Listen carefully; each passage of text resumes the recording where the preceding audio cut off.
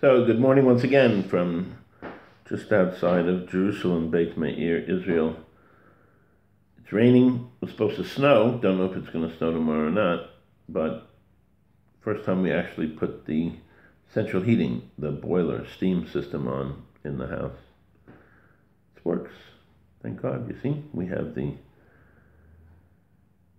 pillar of fire, just like they had in the desert, right in our own home. As soon as it's a little bit cold, turn it on, everything is great. Here we go. This is Friday, January 1st, the beginning of 2016, the solar year. The first day of my 57th year. Yesterday was my birthday. Thanks to all of you Facebook people who sent me congratulations and wishes. Here we go, the sixth aliya. Vayelech Moshe, vayashav el yeser chosno, vayomer lo ele elacha na, va'ashuva el achai asher b'mitzrayim, ve'ereh ha'odam chayim, vayomer Yisro leMoshe lech l'shalom. So Moses, who we're told promised his father-in-law that he would not just disappear on him as Jacob did to Lavan, but Yisro is in a whole different category than Lavan. Yisro is a truth seeker, just like Moshe Rabbeinu is. And he tells him, I need to go back to Egypt. I need to go see my brethren. I need to see if they are still alive. Why he says exactly that, I don't know. God tells him that obviously they're very much alive, but he needs to go.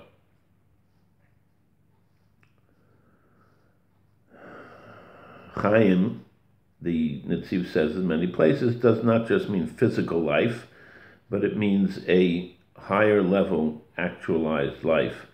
The higher level needs of a person are Chaim. The lower level needs are nefesh. They're just life, but it's not living. So maybe that's what the kavanah is here. And Yisro tells him, go in peace. Go to peace, not in peace. In peace we say to dead people, bishalom. Lishalom, we tell him to go to peace because there's something waiting for you still in this physical world. Also, it's interesting that in the first instance, it says, Vayelech Moshe vayoshav el yeser chosno. It calls him yeser without the vav. And when he tells him that he can go, vayomer Yisro leMoshe, it adds the vav.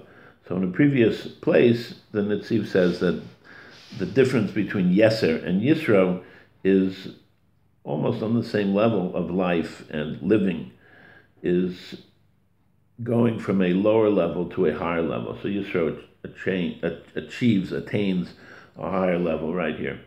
Vayomer Adonai el Moshe b'midyon lech shuv mitzrayim ki mesu kol ha'anoshim hamavakshim es nafshecha. And Hashem speaks to Moses in Midyan, which is a big chiddush, a big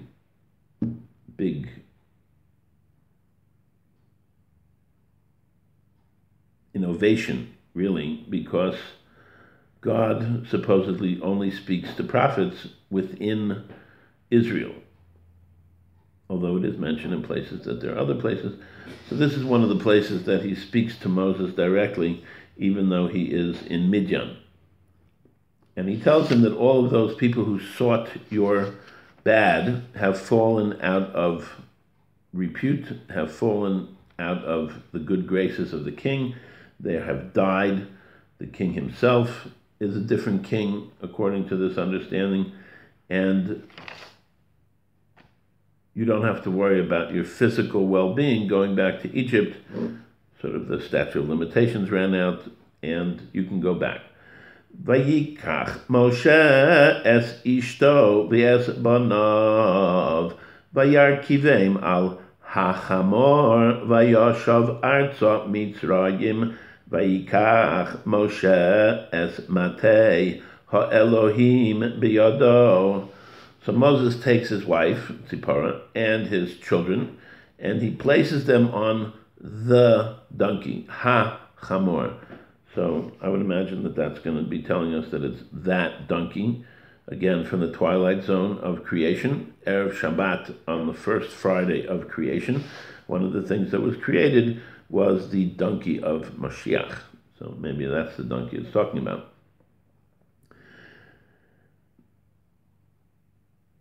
Vayomer Adonai el Moshe belechtecha lashuv mitzrayma re'ei kol hamofsim asher samti biyadecha ve'asisam lifnei paro ve'ani achazek es libo ve'lo yishalach es ha'am. Once Moshe has the family all packed up in the station wagon, God says to him, listen, one more thing I got to let you know. You are going back to Egypt. You've seen all the signs. You have all the signs that I've given you in your possession. You will do them in front of Paro. But one thing, it's not going to work. I am going to make sure that he is stubborn, whether from his own personality or once it's too late for him to do tshuva, he is going to be used as a tool in my hand to show the world something and to show the children of Israel something, which is that I'm the boss. And he's not going to send you out. He's not going to let you out. V'amarta el paro ko amar Adonai b'ni bechori Yisrael. And you will say to Paro like this, my firstborn, meaning my greatest attention and intention in the world, is the nation of Israel. V'omar eilecha Shalach es beni vayavdeni vatema'en l'shalcho hine anochi horeg es bincha bechorecha.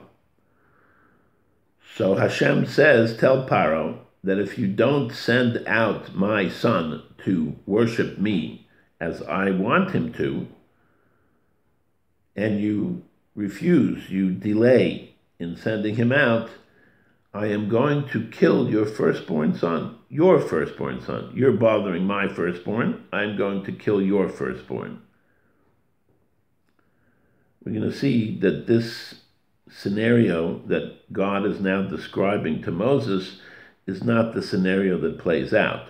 This is the scenario that is designed to play out when all the elders continue the journey to the palace with Moses and Aaron, and they all stand in front of Paro together.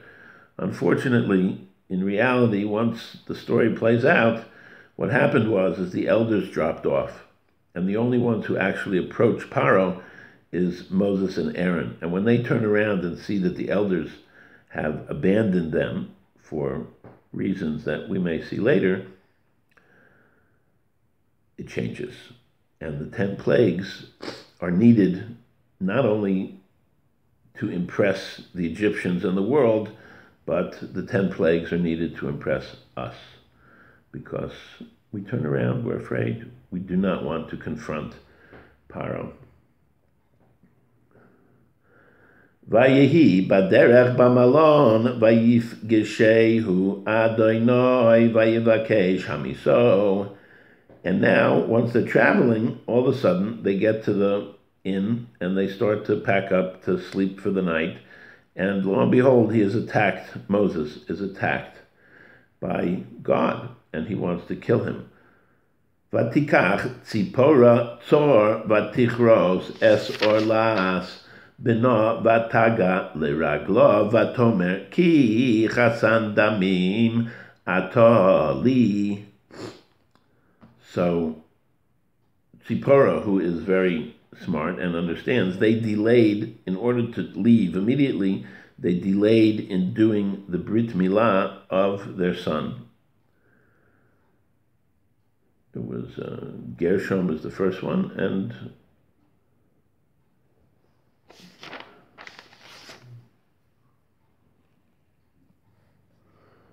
Vatikach Tzipoira Tzor Vatichros es Orlaz Bino Vatogot Liraglo Vatomer Ki Chasan Domim Atoli. So when they get to the hotel and they start getting ready to sleep for the night, they are attacked. Moshe Rabbeinu is attacked. The Netziv says in a few different ways. The Gemara says in a certain way, but it becomes clear to everyone that it is because they did not do Milah on their son Elazar. You have Gershom and you have Eliezer.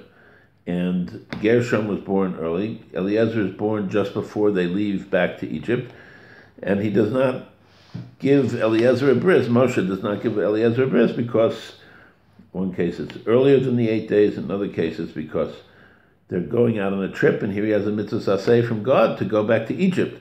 But once they get to the hotel and they start unpacking, they should have done the bris milah before they started dealing with other things. So Tzipporah grabs a stone and she does the bris milah on Eliezer, and she throws it at Moshe Rabbeinu's feet, and it's over. They're all saved, and they begin to settle down. Vayomer Adonai el Aaron le'ech likras Moshe hamidbara vayelech vayifkeshehu bahar ha'elohim vayishaklo. In the meantime, God speaks also to Aaron, Moses' brother, and tells him that Moshe is on his way from Midian. Go out to the desert and meet him. And he goes out and he goes to Har Sinai, and they meet at Har Sinai, and Aaron kisses him. Vayaged Moshe laHaron eis kol divrei Adonai asher shelacho v'eis kol ha'osos asher tzivahu.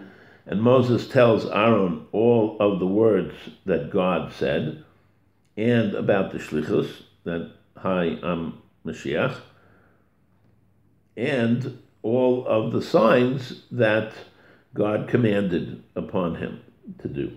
Vayelech Moshe v'Aaron vayasfu es kol ziknei b'nei Yisrael. So Moses and Aaron go and they gather all of the elders of Israel